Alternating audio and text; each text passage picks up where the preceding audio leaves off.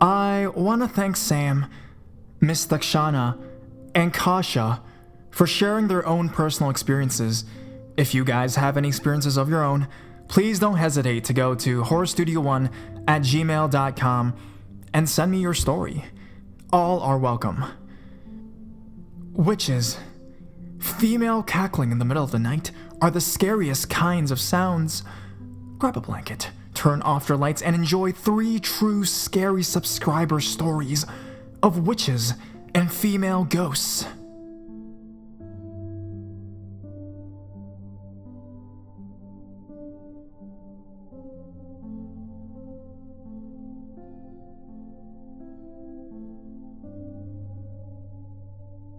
The girl I just met.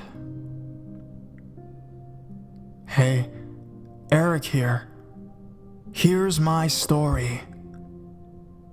I'm 22 years old, and I'm a guy. I met a girl who was South American. She was 5 feet tall, and I think about 28 years old. Not exactly intimidating. The first time I met her, we were just chatting it up and getting along really well. At one point in our conversation, she mentioned that she was a gypsy and knew gypsy magic. I sort of laughed at her because I'd never heard of a South American gypsy.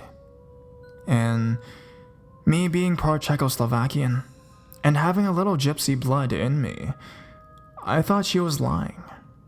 She must have noticed that I wasn't impressed, because it was at this time she revealed a tattoo she had on the inside over her lower lip. She flipped her lip, showing the word gypsy.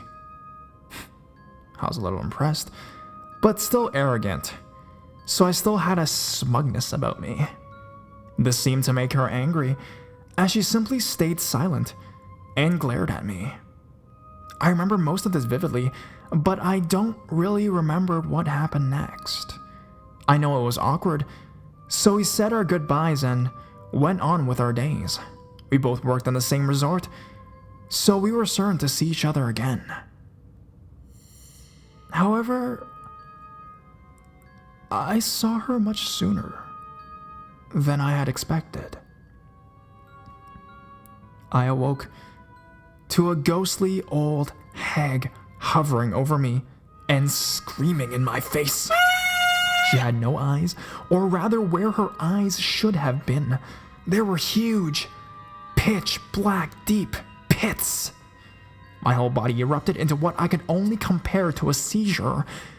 It felt like I was being lifted up by my sternum, and my body was being electrocuted by her screams.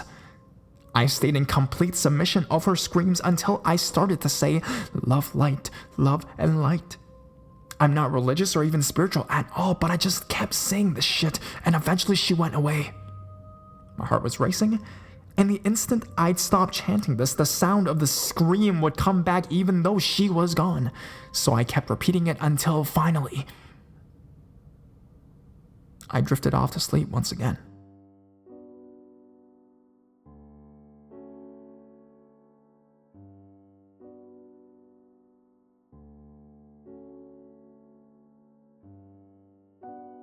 This happened the following night as well, coming and leaving in the exact same fashion. So come the third day, I approached this girl and gave her the most apologetic look possible. I may be entirely delusional, but she seemed to acknowledge my sorry eyes. Never again did this happen.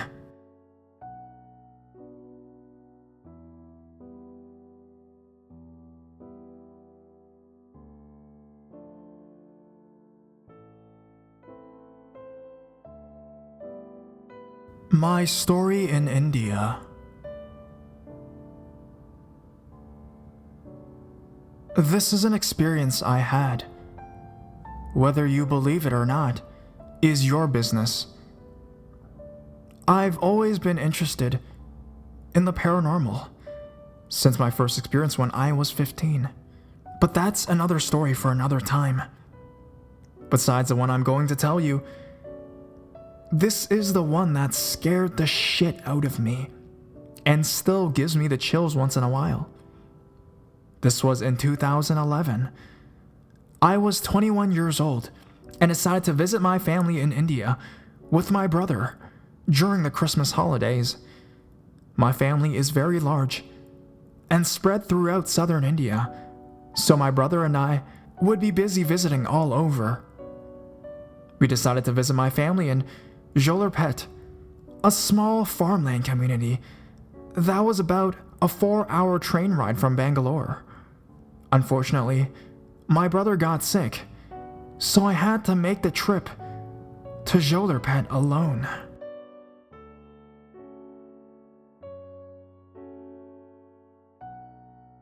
The one good thing about this trip was that my favorite cousin was visiting from Malaysia with her new 1-year-old daughter. She was going to spend around a month in Jolarpet, and I haven't seen her in years.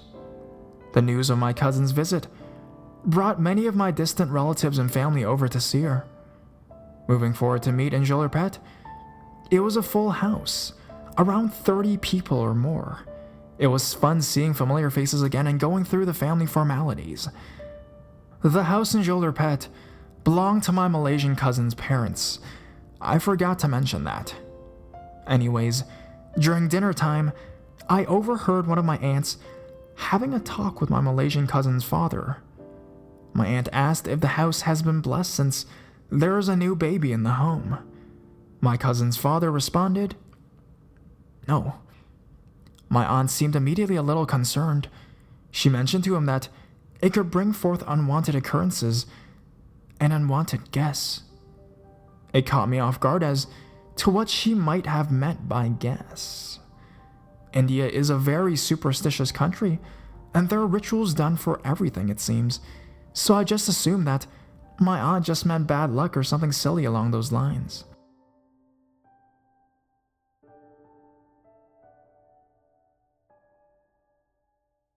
It became nighttime, and over 20 people decided to spend the night. The house was not that large, so there was really no room or bed for me to sleep in. My cousin's mother mentioned that there was a fully furnished room on top of the roof that was recently built. She said if I can spend the night up there. Let me explain what she meant by a room on top of the roof. The house was originally a 1-floor house, but my cousin's parents decided to build an extra room on the roof so my cousin can have a peaceful place to stay when she visited. My cousin didn't want to stay up there by herself at night, since you literally were by yourself on the roof. The thought of it to me was spooky, but I was really tired. I decided to use the room on the roof instead of scrambling for space on the first floor. There was a dark, narrow staircase on the side of the house outside that led me to the roof. Mind you, this is at nighttime, and the farm locations don't really have much electricity. I just used my iPhone's flashlight to get myself up the stairs. When I got up, I saw the room. It seemed harmless, and the view outside was spectacular. Nothing but coconut trees and farmland for miles, totally opposite of California. I entered the room to get some sleep, but the room's wiring was all out of whack. The first light switch when you enter the room would turn the bathroom light on, and the bathroom light switch would turn the room light on. It was still a work in progress. Anyways, I shut the door, closed the windows, turned off all the lights except the nightlight, and hit the hay.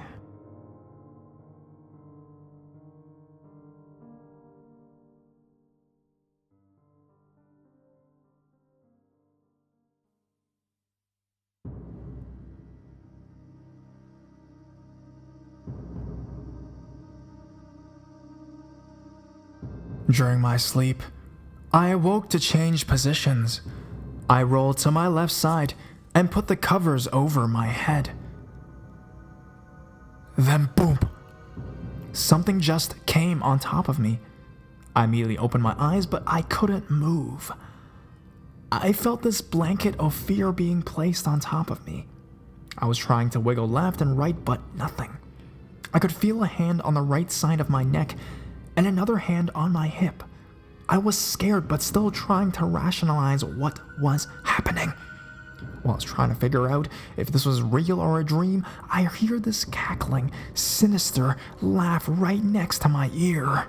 It was a female's laugh and sounded very malicious, not loud, but like a witch's laugh from TV shows, like I was scared shitless and was panicking. My heart was beating so fast it started to hurt my chest. No matter what I tried, I couldn't move, and this female thing was on top of me, continuously laughing next to my ear. Worst part is, I couldn't feel air, but I felt the sound waves bounce off my ears from every chuckle. This thing's face was centimeters away from mine, and I couldn't even see it. It knew it had me. But during my panic, I remembered my grandmother telling me stories of others who face beings or spirits like this, and she said that you need to have a strong will and curse at it. My only option was to bluff and make this thing think it fucked with the wrong dude. I focused entirely on my lips. I was trying to get them to move. Eventually, after a few seconds, I was able to yell out, "Hey, you lazy bitch!" With that, I felt this thing's grip loosen. I struggled for a bit more as this thing was holding me down, but I eventually was able to get up. Get up is the wrong term, it was more like jump up. I pulled the sheets off me and looked. Nothing. But all the lights in the room were lit up, even the friggin' bathroom light. And the windows were open. The windows have bars on them for security purposes, so there is no way to get in or out that way. The door was still closed and locked, which made me think it was still in here with me. Even though I couldn't see anything, I could feel it near me. I couldn't stay in that room any longer, and I got out. I wanted to go down the stairs, but for some reason I couldn't. I had this weird feeling that if I ran down those dark stairs, this female thing was going to jump me again. The room was lit, and it was a full moon outside, so I was able to see. If this crazy bitch came at me again, at least I could be able to see her. I was ready. For 4 hours I stood outside still cursing, pretending I was angry, trying to make this bitch feel she messed with the wrong dude. The whole time I was scared. Scared shitless. When finally the sun came up, I ran downstairs and knocked on the door. My cousin's mother opened the door all confused and let me in. She tried to ask what was wrong, but I didn't tell her anything and just found a spot on the floor and slept.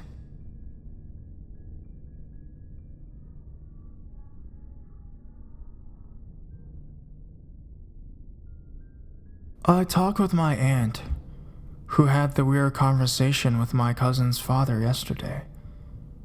I told her what happened, and she said I was lucky and not surprised. She told me that spirits are drawn to newborns, and if a ritual is not performed in the house, the spirits will try to take the child away. I remember my aunt describing what attacked me, but I don't remember what she called them. She said that the creature that attacked me was a witch. I guess an Indian kind. These witches usually attack young men and take possession of their body. She told me that I should have waited in the room and not outside. I asked her why. She told me that these witches hide in trees, and that she is certain that I was being watched by this thing for a few hours before sunrise on a tree near me. That sent shivers down my spine because there were several trees within half an arm's reach of where I was standing. I'm just glad I never turned around to look at the trees and was fully focused on the room.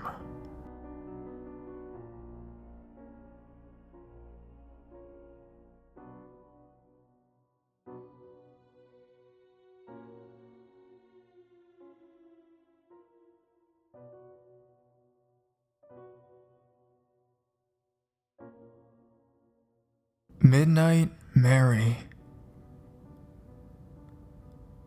So I haven't told many people this. I just don't think many people would believe me if I told them. I just want to start from the beginning. I'm 30 years old now, white, female, and I live in the USA. It was just about 6 weeks before I turned 13 when my family and I moved into a 2-story house that was built in 1910. Now, this house most likely has a lot of history, but I don't know a lot of it. I only know that the garage was somehow burned down at one time. That happened before my family and I moved in. There was also an added room built on the back. That room doesn't matter really. When I moved into the house, I finally managed to get my own room. Since I was 7 years old, up until then, I've always had to share my room with my younger sister. She is 5.5 years younger than me. I was so happy to be able to have my own space. I would be able to paint it any way I wanted, add whatever I wanted to the walls. What I didn't know was that I was going to live in the loft. But once I found out, I didn't care.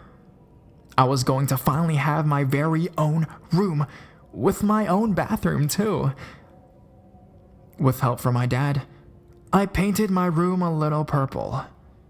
And being a female teenager in the late 90s and early 2000s, I have several boy band posters up. The ghost story didn't start until I was 14. I was laying on my bed, listening to music, and it was almost midnight. I've always been a night owl. It's just what I am. I was enjoying some boy band songs, and as I was listening to the music, I was also reading my English textbook from school. Just as I was about to turn off my music, I noticed something moving out of the corner of my eye.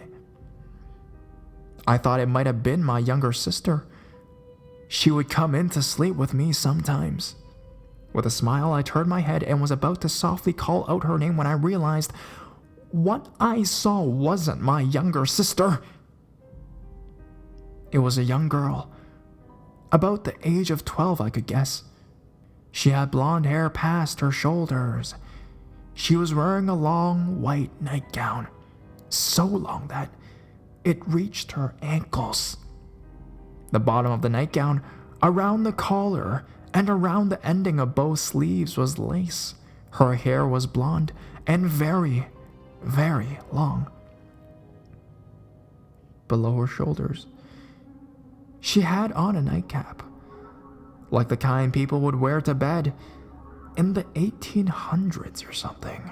As I laid frozen in my bed, my mouth hanging open, I watched as she would run from my doorway to pass the chimney, which was about 10 feet, give or take a couple of feet.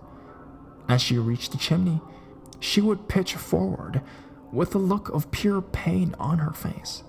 But that's not the weird part.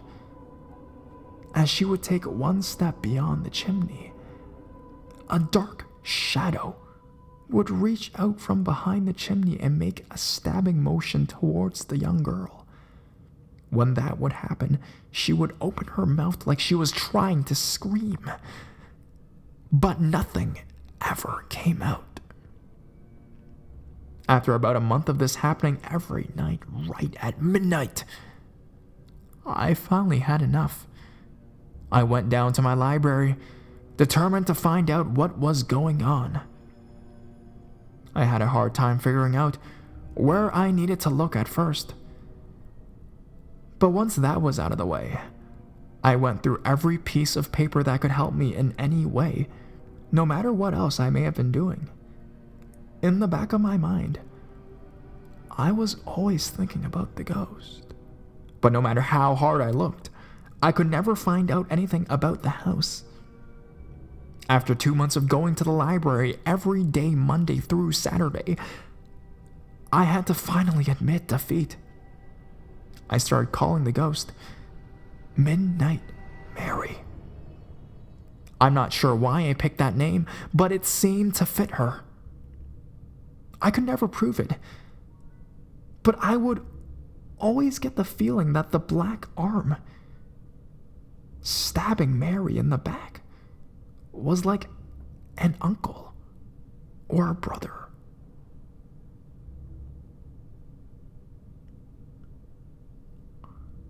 I kept seeing Midnight Mary every night until my family moved to a different house when I was 16.